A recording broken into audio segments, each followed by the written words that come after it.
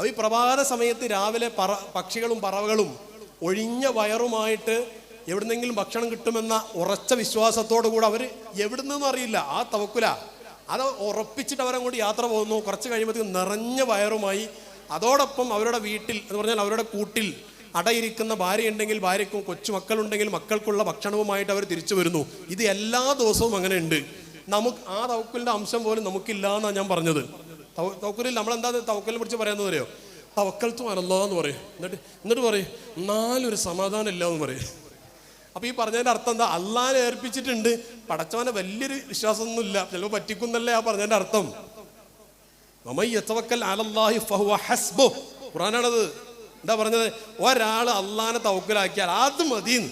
അത് ഭയങ്കര വർത്താനം. വഹുവ ഹസ്ബുഹ്, അവൻ മതി, അള്ളാഹ് മതി എന്നാണ് പറയുന്നത്. തവക്കുൽ നമുക്കില്ല. സത്യം പറയാം, തവക്കുലിൻ്റെ വിഷയത്തിൽ നമ്മൾ വളരെ ബാക്കിലാണ്.